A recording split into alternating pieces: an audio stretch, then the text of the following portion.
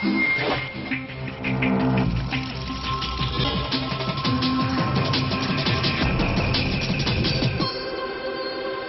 tempête souffle sur tout l'ouest de la France, des vents de 180 km/h, des creux de plus de 10 mètres, mais heureusement pas trop de dégâts pour l'instant. Le point complet dans ce journal avec nos envoyés spéciaux. Les premiers témoignages sur la tuerie qui aurait fait 412 morts dans l'ouest algérien sont diffusés par la télévision nationale. Fetrari Simliran condamne ces attentats. La crise avec Israël, en Israël, avec la démission du ministre des Affaires étrangères David Lévy, l'ennemi intime de Benyamin Netanyahou dispose encore de 48 heures pour faire machine arrière. Le Paris-Dakar, première étape africaine et d'entrée de jeu, le grand favori dans la catégorie moto, Peter Hansen se porte aux premières places. Et puis MC Solar, le poète du rap, le magicien des mots, il sera notre invité dans ce journal avant sa rentrée au Zénith à Paris le 9 janvier. Madame, Monsieur, bonsoir. Toute la façade ouest de la France est en prise à des vents violents. Pour l'instant, les dégâts ne sont pas trop importants, mais les vents atteignent par endroits 180 km/h, force 11, comme disent les marins. Et la mer s'est creusée avec des vagues de plus de 10 mètres. Voyons d'abord ce qu'il en est dans le Finistère, à la pointe de la Bretagne, avec Arnaud Boutet et Luc Bachofen. Quelques milles au large des côtes brestoises, et déjà les vagues géantes déferlent dans un océan blanc démonté. Un fort coefficient de marée, le vent qui souffle à plus de 130 km/h, et c'est le spectacle de ces immenses rochers d'engloutis. La tempête, c'est également cela, des orages de grêle et des bourrasques à plus de 170 km/h. Les pompiers du Finistère ont effectué plus de 300 interventions. La plus impressionnante, dans cet immeuble à Concarneau, la cheminée est tombée, défonçant la toiture et les 3 étages. Il y avait 5 personnes à l'intérieur, aucun blessé. Un miracle. Il y avait une personne qui était dans son lit au niveau du 3e étage, dans la partie concernée par l'effondrement qui est uniquement interne à l'établissement. Et donc elle s'est retrouvée au niveau du 1er étage. Donc beaucoup de chance. Demain? Ah non, on est encore toujours sous du vent fort. Au service prévision de Météo France, on suit de très près l'évolution de la dépression. La nuit s'annonce difficile avec des vents violents et un deuxième front arrive. Pas de quoi rassurer les marins-pêcheurs. Depuis mardi et la première tempête, toute sortie en mer reste impossible, sauf pour quelques gros navires. Il y a certains gros chalutiers qui sont en mer, là je les plains. Ceux qui vont rentrer, là ils auront sûrement de la très grosse mer.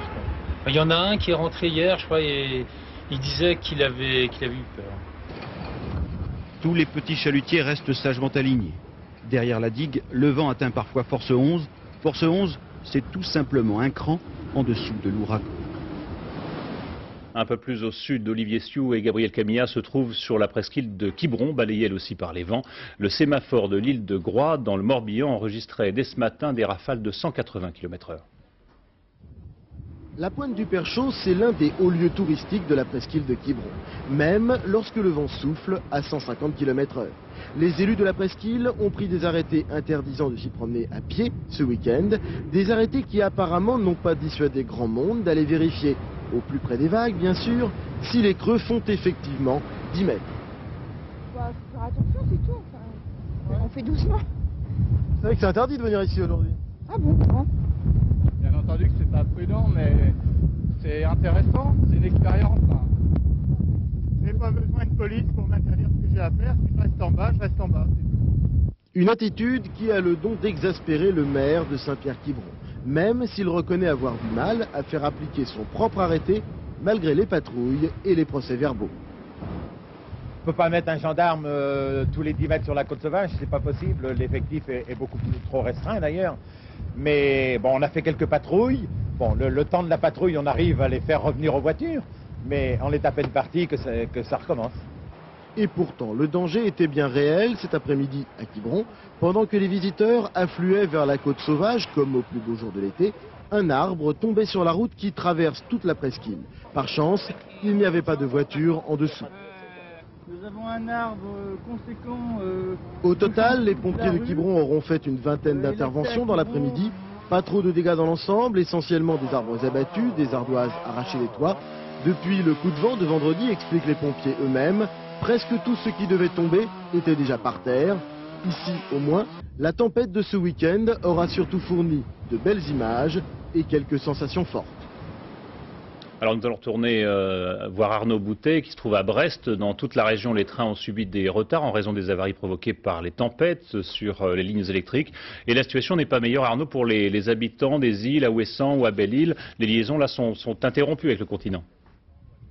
Oui, derrière moi, il y a des bateaux de pêche qui restent sur le quai, qui ne peuvent sortir du port. Un peu plus loin, il y a des navires, des navettes qui devaient rejoindre quelques îles au large de la Bretagne. Alors ce soir, l'île de Groix, d'Ouessant, de Molène, Belle-Île reste complètement impossible d'accès. Il n'y a pas de bateau, il n'y a pas d'avion. Les habitants et plusieurs centaines de touristes ne peuvent rejoindre le continent.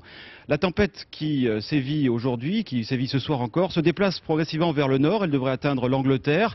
Et les secouristes n'ont qu'un seul message à faire passer aux Bretons, d'éviter tout simplement de sortir de chez eux ce soir, d'éviter de prendre la route, tout simplement. Merci Arnaud. Alors vous le disiez, c'est bien sûr l'ensemble de l'Europe qui est concerné par cette tempête, qui a déjà fait 2 morts en Belgique et en Allemagne, qui a fait un autre mort au large de l'Irlande, et dans l'Atlantique, c'est un chalutier espagnol qui a dû être secouru par les gardes-côtes anglais. Bien sûr, les liaisons entre la France et l'Angleterre sont largement perturbées. Alban Mikosi. 1 heure de retard pour les ferries de cette compagnie, la seule qui assure encore en fin d'après-midi la traversée France-Angleterre. En fait, c'est toute la façade nord-ouest de l'Europe qui a vécu un dimanche agité. Le littoral nord de la France où de nombreux promeneurs ont affronté les rafales, un vent qui rend toute navigation particulièrement périlleuse.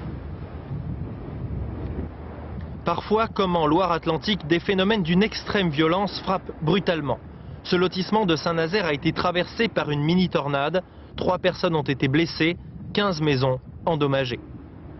Le problème, c'est qu'on a beaucoup d'interventions à la fois et sur un grand secteur. Toutefois, nous avons mobilisé déjà des hommes hier, puisque le préavis de tempête était déjà quand même annoncé depuis un moment. Nous avons mobilisé du potentiel et demandé des centres de secours en renfort. En Normandie, hier soir, un échafaudage de 140 tonnes s'est effondré comme un château de cartes, emportant avec lui le clocher de l'église de la Feuillie. Il n'y a pas de blessés, mais une 50aine d'habitants a été évacuée de leur logement par mesure de précaution. Cet après-midi, la tempête et une houle assez forte ont déferlé sur le Cotentin, où une rafale à 156 km/h a été enregistrée au sémaphore de la Presqu'île. Ici, toute navigation a été suspendue. Mêmes images sur la côte picarde. La commune de Mers-les-Bains a vu déferler des vagues de plusieurs mètres dans les rues.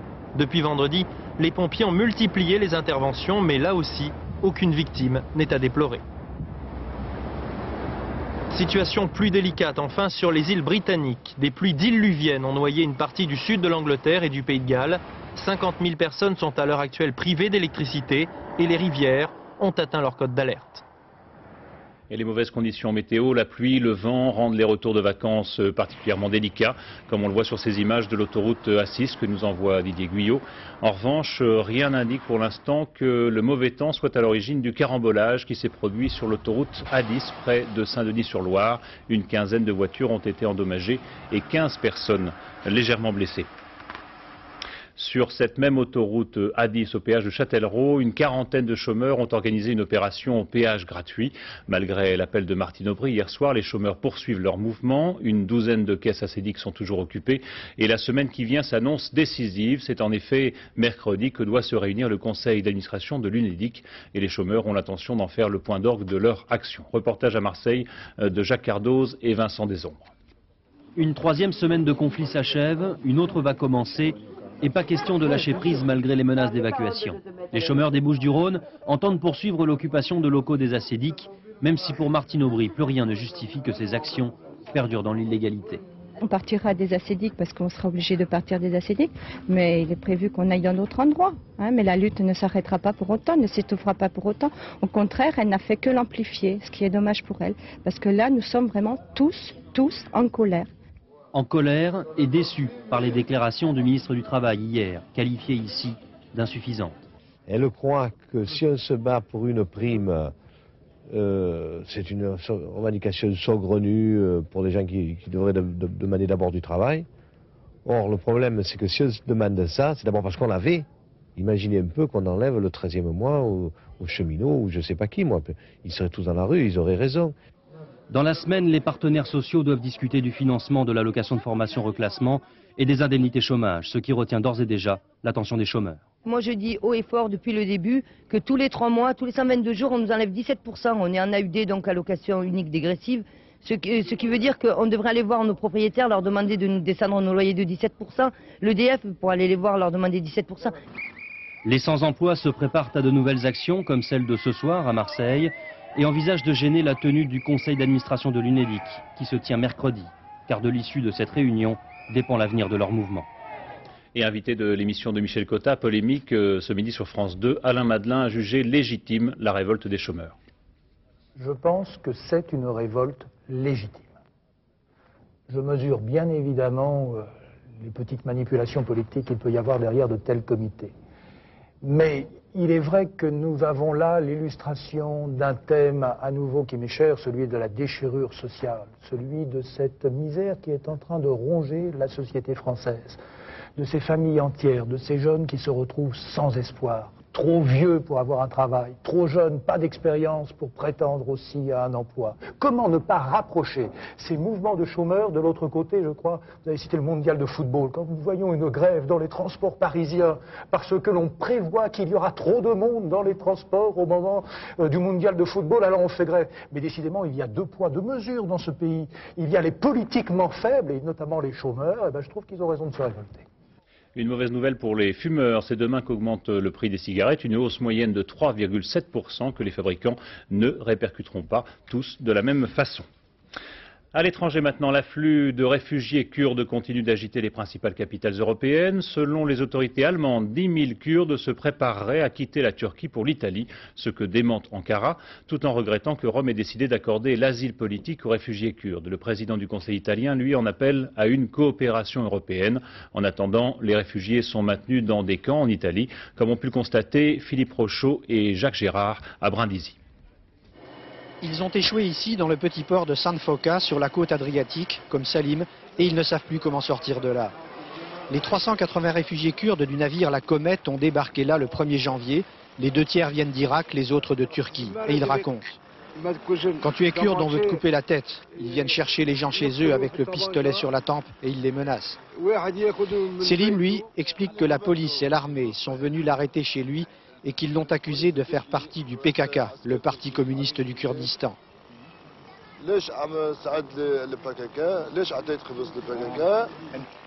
Les réfugiés kurdes n'ont pas eu de laissez-passer pour sortir d'ici et nous ne sommes pas autorisés à rentrer dans le camp. L'Italie cherche une solution politique en tenant compte des attaques de ses voisins européens qui l'accusent de laxisme. Ces familles recueillies ici par l'évêque de Lecce ne peuvent pas non plus s'offrir un voyage vers l'Allemagne où ils voudraient aller. Les voleurs, les pirates de l'Adriatique nous ont pris notre argent et nos bijoux, nous dit cet homme, alors qu'on était tous sur le bateau. Oui, c'était des Albanais. Le voyage a été très difficile. Ça faisait 3 mois qu'on le préparait, dit Aziz. Et tous sont unanimes pour dire qu'ils ont payé le prix fort, 3000 marks, plus de 10 000 francs à des passeurs corrompus. Les 2 capitaines du bateau qui avaient tenté de se fondre dans la masse des réfugiés à l'arrivée du navire ont été arrêtés. Ce sont eux, ils seront jugés. Mais cela n'empêche pas les réfugiés de demander l'asile à l'Europe. Sur cette banderole, ils ont écrit un accueil digne, mais pas dans des containers. Et ils gardent l'espoir malgré tout, comme Salim.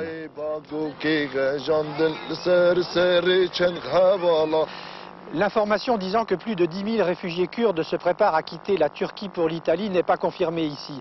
Mais les renforcements des contrôles aux frontières de la France, de l'Allemagne ou de l'Autriche ne devraient guère décourager de nouveaux candidats à l'exode. Ce soir nous parviennent par la télévision algérienne les témoignages des rescapés de la tuerie qui aurait fait 412 morts la première nuit du Ramadan.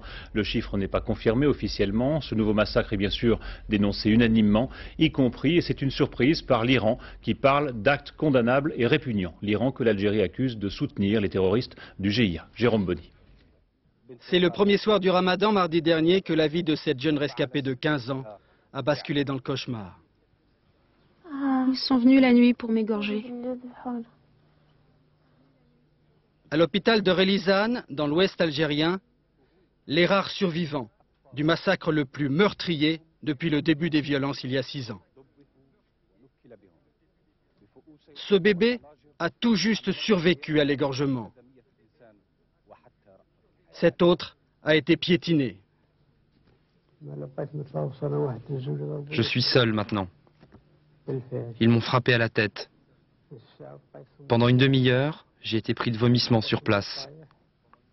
Quand j'ai repris mes esprits, je suis rentré chez moi pour trouver mes enfants tous tués, ainsi que leur mère. Tu ne pouvais pas les approcher, ils avaient un aspect diabolique. Puisses-tu ne jamais en croiser un? On murmure ici que le massacre aurait duré 7 heures, presque toute la nuit, dans les 4 villages martyrs. Certains des assassins descendus des montagnes connaissaient bien l'endroit. Il y a parmi eux des gens du village. Ils dirigeaient l'opération. Ils ont aidé ceux qui ont commis ces actes. Sans eux, les assaillants ne seraient jamais arrivés jusqu'à nous. C'est de notre faute. L'État nous avait demandé de nous armer et nous avions refusé. Voilà où tout cela nous a conduits. Maintenant, nous voulons des armes pour lutter contre le terrorisme. Quelques fusils de chasse qui n'apporteront pas forcément la sécurité à ces populations algériennes. Le mois du Ramadan va leur sembler bien long. Et on a appris que 13 autres personnes avaient été assassinées dans la nuit de jeudi à vendredi dans la région du centre de l'Algérie. En Israël, le ministre des Affaires étrangères David Lévy claque la porte du gouvernement. Le plus modéré de l'équipe Netanyahou entend protester contre l'austérité annoncée du budget et aussi contre la politique de Benjamin Netanyahou vis-à-vis des Palestiniens. David Lévy a encore 48 heures pour faire machine arrière. Lui qui a souvent menacé de démissionner semble pourtant avoir cette fois pris une décision définitive. En Israël, Charles Anderlin. Même quelqu'un qui a l'expérience de la politique israélienne comme moi finit par en avoir marre. J'en ai marre. Visiblement soulagé d'avoir finalement pris sa décision, David Lévy explique qu'il ne pouvait plus rester dans un gouvernement qui viole tous ses engagements sur le front social et bloque le processus de paix avec les Palestiniens. Il a craqué en découvrant que le projet de budget 98 présenté au Parlement comportait de nombreux cadeaux pour les écoles talmudiques des ultra-orthodoxes et les implantations juives en Cisjordanie et à Gaza, sans prévoir de réelle lutte contre le chômage en hausse sensible en Israël. Benjamin Netanyahou n'a donc plus qu'une seule voie de majorité, mais bien que sa coalition parlementaire soit hétérogène et instable, il n'a pas l'intention de démissionner. Le Premier ministre l'a annoncé ce soir en répondant à ses critiques par une longue déclaration reprenant les acquis de son gouvernement. Le seul, a-t-il dit, capable de gérer le pays. Tous les commentateurs politiques israéliens estiment que dans ces conditions, M. Netanyahou ne pourra pas rester longtemps au pouvoir. Les jours de sa coalition sont comptés et des élections anticipées paraissent inévitables dans les tout prochains mois. En fait, la campagne électorale a peut-être commencé ce soir. 18 mois après l'envoi de premiers colis piégés aux États-Unis, les Américains vont peut-être savoir si le mystérieux Unabomber est bien cet ancien universitaire arrêté dans une cabane au milieu de la forêt du Montana, où il vivait en ermite. Son procès s'ouvre demain à Sacramento, en Californie. Philippe Gassot. L'accusation va s'employer à démontrer que cet homme, Theodore Kaczynski, qui se présente devant la justice de Sacramento, est bien Unabomber, que c'est bien lui, il y a 18 ans, qui envoyait son premier colis piégé, suivi de 15 autres. Au total, 3 personnes ont été tuées et 23 autres blessées. Il risque la peine de mort. À travers le Washington Post, contraint de publier son idéologie antitechnologique, son frère reconnaît son argumentaire, son style.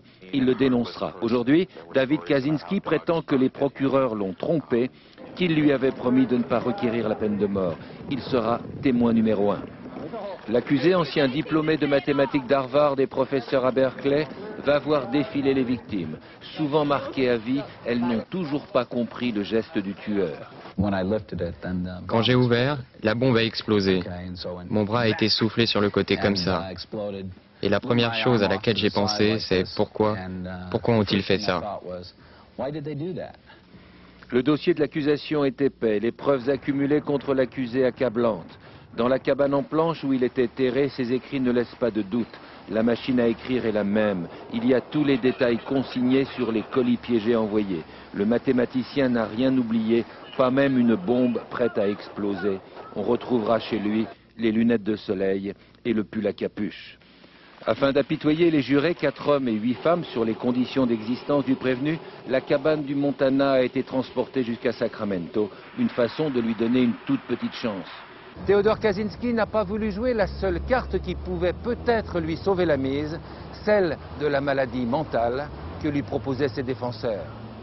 Et ce n'était pas 18 mois après l'envoi des premiers colis piégés, mais 18 ans bien sûr. En France, à Metz, l'un des hommes soupçonnés d'avoir participé au triple meurtre du cabaret Le Palladium, la nuit de la Saint-Sylvestre, s'est rendu à la police. Un avis de recherche a été lancé contre ses 2 complices. Et à Besançon, c'est un jeune homme de 20 ans qui a été mis en examen et écroué. Il a laissé l'un de ses chiens, un pitbull, mordre grièvement son jeune frère de 11 ans à 2 reprises en décembre. Virginie Fichet et Patrice Schumacher. C'est une histoire qui commence et se termine en drame. Depuis 4 ans, Mohamed, 20 ans, et ses 3 frères vivaient seuls dans un appartement de cette cité. Orphelins, les 4 garçons avaient perdu leurs parents dans un accident de la route. Avec les adolescents vivaient aussi 3 chiens apparentés au pitbull. Le mois dernier, l'un d'eux a mordu à 2 reprises l'un des frères âgé de 11 ans. L'enfant a dû être hospitalisé. Dans le quartier, certains habitants sont aujourd'hui inquiets. Moi personnellement, j'ai 2 jeunes enfants. Je me sens moins en sécurité quand les enfants jouent dans le quartier. Un chien peut être à la merci d'être agacé, énervé et donner un coup de dent et puis blesser un enfant. En plus de ses propres chiens, Mohamed avait recueilli il y a quelques mois un autre pitbull adulte. C'est ce dernier qui a blessé le petit Mehdi. C'était pas le même maître, alors c'est comme ça, c'est pour ça que le chien il a réagi différemment, quoi. C'est pour ça qu'il a commencé à mordre, tout ça. Il le dressait. C'est pas lui qui il l'avait pas au doigt à l'œil, quoi. Je pense que par moment le chien doit pas être bien dans sa tête, c'est tout. Mais c'était pas un chien méchant. Non, ça. Cet accident relance néanmoins la polémique autour des chiens d'attaque et le parquet de Besançon a décidé de réagir. Nous avons effectivement le sentiment qu'il y a une plus grande présence de ces chiens dans les quartiers sans pouvoir toutefois la mesurer très efficacement. Mais je crois que nous allons très rapidement nous atteler à ce problème et prendre des mesures pour essayer d'inventorier le nombre de ces chiens présents dans les quartiers. Aujourd'hui, Mohamed est écroué. Il a été mis en examen notamment pour mise en danger d'autrui et blessure involontaire. Le sport maintenant avec d'abord le football et la victoire sans problème d'Auxerre face à Guingamp en match avancé des 16e de finale de la Coupe de la Ligue. 3-0, but de Chalier, de Guivarch et de Lachuer. Pour une fois, Giroud n'était pas sur le banc de touche. Il a suivi tout ça tranquillement chez lui, cloué au lit par une bronchite. Le Paris-Dakar avec la première étape africaine entre Nador et El Rachidia. Dans sa catégorie moto, c'est le grand favori, quintuple vainqueur de l'épreuve, le Français Stéphane Peterencel, qui l'emporte et prend du même coup la première place au classement général. Christophe Duchiron. Hier soir, la grande caravane du Paris-Dakar a quitté Almeria en Espagne. D'un continent à l'autre, de l'Europe à l'Afrique, au tout petit matin, le petit monde du rallye arrivait au Maroc à Nador. D'une certaine manière, c'est là le vrai départ d'une course où, contrairement aux chèvres et aux moutons, on ne se déplace pas en troupeau. Ici, c'est chacun pour sa peau, chacun sa vitesse, son sens de l'orientation. Ça ne surprendra personne, pas même les chèvres marocaines. Le plus rapide lors des 247 km de spécial a été Stéphane Peterencel. Déjà quintuple vainqueur chez les motards, il a pris aujourd'hui la tête du classement général. Et pourtant, ça n'a pas été de tout repos. C'est très piégeux et donc la grosse difficulté c'était surtout de ne pas tomber. Bon, moi je suis tombé, encore une fois hier, une fois aujourd'hui, sans gravité, la moto a encore pris a eu quelques petits bobos.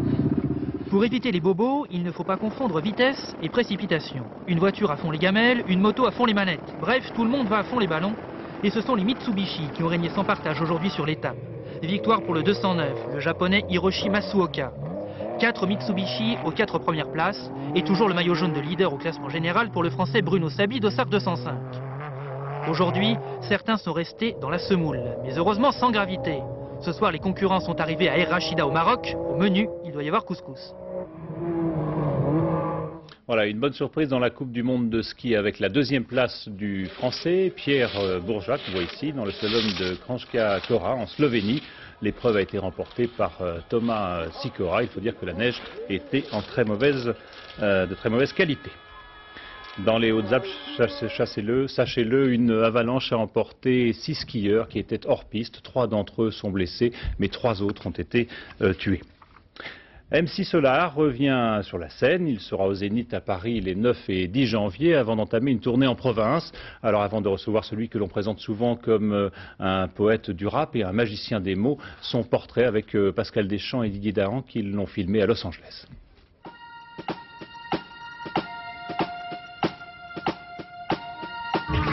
1994, pour son premier zénith, MC Solar fait un tabac.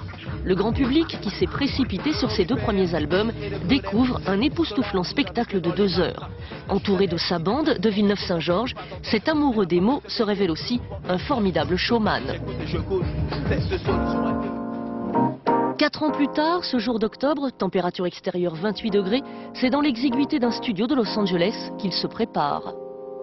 On travaille des loops, à savoir des boucles, du son, avec voilà, du son synthétique, et après il va encore le doubler pour mettre une superbe puissance avec une batterie live. Les concierges étaient en vogue.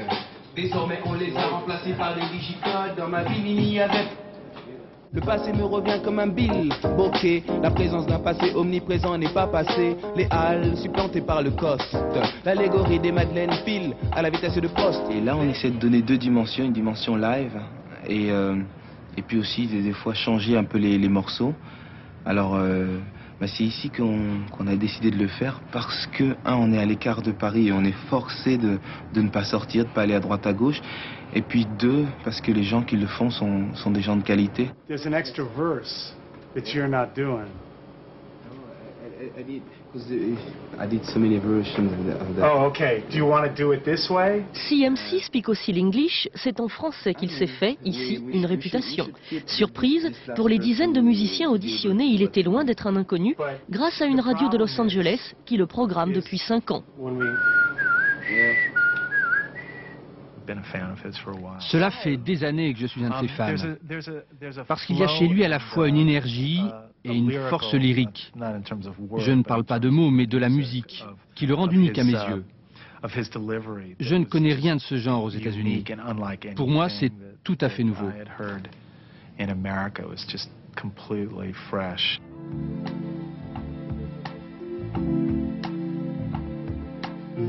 Désormais je passe à la télé. On me connaît, les rapports sont faussés. De l'ère moderne au Moyen-Âge, malgré l'image, je garde le QI sage. MC Solar, bonsoir. Donc vous passez à la télé, les rapports sont faussés. Ils sont vraiment faussés. C'est difficile de rester en contact avec la vie réelle quand on devient une star comme vous l'êtes maintenant. C'est difficile quand on fait des tournées parce qu'on a toujours le côté positif des spectateurs, des gens qui sont venus pour faire la fête.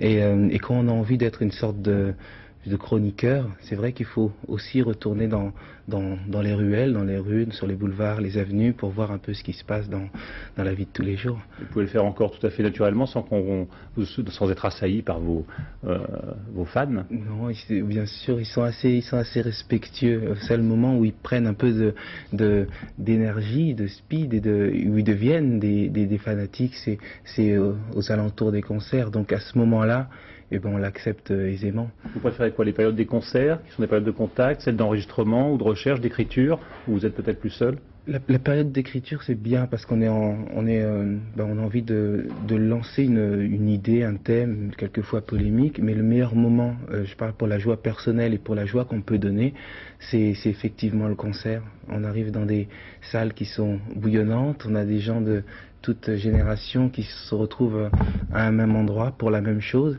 et puis nous on a aussi une envie de les satisfaire. Je crois que c'est le meilleur moment parce que c'est immédiat. Pourtant vous n'y allez pas très souvent parce que ça fait 3 ans qu'on vous a pas vu sur scène, si j'ai bien compris. Oui, ça fait 3 ans que j'ai pas fait de scène, mais ça nous a manqué énormément. Au retour de Paris, à Paris, chez nous, je parle de toute l'équipe, on était une quinzaine de personnes, on a trouvé ça un peu, oh là là, ça nous manque, c'est fade. Et là, on repart avec un optimisme pour voir les 4 coins ou les 6 coins de l'Hexagone. Horticulteur des mots, magicien, poète du rap, sont des expressions qu'on emploie beaucoup pour vous. Ce sont des expressions qui vous plaisent, qui vous satisfont. J'aime bien être en rupture par rapport à l'image classique qu'on a du rappeur, à savoir quelqu'un d'arrogant, de speed, de direct et de pas réfléchi. Au moins, si on fait un travail sur l'écriture d'un côté, si on a une envie de communication et de donner du plaisir, plutôt que de donner de la grisaille, ça me fait plaisir. Alors, horticulteur des mots, c'est vrai, j'aime jouer avec les mots, les triturer dans tous les sens, et je l'assume fort bien. Ça vient d'où cette passion? On dit que vous êtes un fan de dictionnaire, vous passiez des après-midi entières à Beaubourg quand vous étiez jeune, enfin encore plus jeune que maintenant. Il y a les deux aspects, il y a le côté de la rue, en bas de la tour, c'est-à-dire quand on parle entre amis, et puis la découverte des bouquins, des dictionnaires, des journaux par Beaubourg. Vous êtes un dévoreur? Je suis un rat de bibliothèque, comme on dit, ou un dévoreur. J'aime savoir tout ce qui se passe. Et vous imprégnez de quoi aussi? L'actualité, ce qui fait ce dont on parle dans la rue, vous dites, mais aussi à l'actualité, enfin à la télévision, etc. L'actualité, la télévision, tout ce qui se passe, j'essaye de trouver une espèce de, comment on appelle ça en mathématiques, le plus petit dénominateur commun, ou bien le plus grand dénominateur commun, c'est-à-dire pouvoir exprimer des idées, mais en servant de tout ce qu'on connaît. Alors il y a la télé, il y a la pub, des formules courtes, des slogans, des paradoxes, tout ce qui tourne autour des mots et de la rhétorique m'intéresse. Ce que j'allais dire, on entend beaucoup de formules, de slogans, de marques dans vos chansons. C'est parce que vous avez l'impression que ça fait partie du quotidien de tout le monde et que ça doit exister dans la poésie? Oui, je pense que si on veut faire de la poésie urbaine et moderne, il faut se servir même si c'est un petit mal, de savoir qu'on est supraconditionné, mais c'est dans la vie de tous les jours. Alors pour toucher certaines personnes, bien sûr, quelquefois il faut des marques que je ne citerai pas ce soir. Alors quand on parle de vous comme un rappeur gentil, si on veut caricaturer par rapport à des groupes qui seraient plus violents, ça vous plaît ou ça vous déplaît? Ça me plaît énormément. Moi j'aime bien avoir un espèce de flow, un espèce de style qui est la représentation du rap. Après, si on veut me présenter comme un gars méchant, c'est pas mon but. Je suis moi-même. Vous pensez quoi des autres groupes qui sont beaucoup plus agressifs? S'ils ont un sujet, je crois que le style importe peu, c'est le sujet. Si c'est un sujet qui est valable, que s'ils sont agressifs, ils parlent de choses qui vont mal dans le social, là c'est une raison d'être agressif. Sinon, si c'est de la provocation gratuite, je trouve que c'est pas pour moi en tout cas. Mais pourtant, ils parlent souvent de la banlieue, ils parlent de la jeunesse. Vous l'avez connu aussi, vous êtes originaire de banlieue aussi. Vous en parlez aussi dans vos chansons, mais pas de la même façon. Non, je parle pas de la même façon, parce que le simple fait de pouvoir parler, c'est qu'il y a déjà eu un cheminement qui a été fait. J'espère être toujours un représentant de quelqu'un venu de la périphérie. Et puis ensuite, je pense qu'il faut prendre du recul, en tout cas pour ma part. Il y a souvent les soldats et puis ceux qui élaborent les plans. Je vais mettre celui qui élabore le plan, celui qui est un peu au-dessus de la mêlée, qui est pas dans l'arrogance. C'est trop, comment dire, c'est trop formaté l'arrogance. J'aime la poésie et je pense que je parle pas simplement à des gens qui sont bercés et qui souhaitent quelque chose de dur, mais c'est quelque chose d'ouverture, quoi. J'essaie d'être ouvert, de m'intéresser aussi bien aux fans de rap qu'à mes amis de classe. Et un stratège qui cultive sa différence. Un tout petit mot encore du cinéma, par exemple, chose qui pourra vous tenter un jour. Vous le dites, voir ma tête à l'affiche du cinéma, ça vous fait peur quelquefois? Ça fait peur. Au début, ça me faisait peur parce que moi j'avais l'habitude de voir ma petite tête sur un petit disque. Et puis, ça fait une petite tête, une grosse tête, une grande affiche. Ouais. Alors je sais pas, peut-être un jour quand je saurai jouer. Bon, merci beaucoup en tout cas d'avoir accepté notre invitation aujourd'hui. L'aéronaute américain Steve Fossett a quelques difficultés au-dessus de la République tchèque et de la Roumanie. Parti le 31 décembre de Saint-Louis, dans le Missouri, il a bien débuté son tour du monde en ballon, mais les vents maintenant lui sont moins favorables. Patrice Pellet. Steve Fossett et son ballon viennent de quitter le ciel de Bulgarie. En fin d'après-midi, il est rentré en contact avec la tour de contrôle. J'espère pouvoir attraper les jet stream, les courants d'altitude, pour partir vers le sud de l'Europe. Et si ce n'est pas possible, je prendrai la direction de la Russie. Steve Fossett, dans son ballon véritable usine, est parti mercredi de Saint-Louis dans le Missouri. Il tente de réaliser une première, le tour du monde en ballon, sans se poser. Parti de rien, aujourd'hui milliardaire, son opiniâtreté l'a déjà conduit 2 fois dans les airs. 2 tentatives, 2 échecs, mais il reste confiant. Voilà ce qu'il déclarait hier en vol. Avec ce ballon, j'espère pouvoir attraper les meilleurs courants. Et surtout que cette fois-ci, j'aurai plus de chance que l'année dernière. Steve Fossett a pensé à tout. Sa tentative est relatée chaque seconde sur Internet. Ici, on peut tout savoir, comme par exemple que son ballon est formé de 2 enveloppes. Une poche d'hélium et une autre de gaz chaud. Cette dernière assure la montée et la descente. Fossett est loin d'avoir bouclé son périple. Le survol de l'Ukraine, de la Chine, de l'océan Pacifique l'attendent. Un tour du monde qu'il espère boucler non pas en 80 jours comme dans le roman de Jules Verne, mais en moins de 3 semaines, 18 jours. Je vous rappelle les principaux titres de ce journal. La tempête souffle sur tout l'ouest de la France, des vents de 180 km/h, des creux de plus de 10 mètres, mais heureusement pas trop de dégâts pour l'instant. La crise en Israël avec la démission du ministre des Affaires étrangères, David Lévy, l'ennemi intime de Benjamin Netanyahou, dispose encore de 48 heures pour faire machine arrière. Le Paris-Dakar, première étape africaine, et d'entrée de jeu, le grand favori dans la catégorie moto, le français Peter Hansel, se porte à la première place. Dans un instant, la météo d'Isabelle Martinet qui vous parlera encore de vent. À 13h, ce sera bien sûr Laurence Piquet et Patrick Chêne demain. À 20h, vous retrouverez Daniel Villelian. Et tout de suite, à 20h50, votre film du dimanche soir, Masque d'or avec Jean Reno. Bonne soirée sur France 2.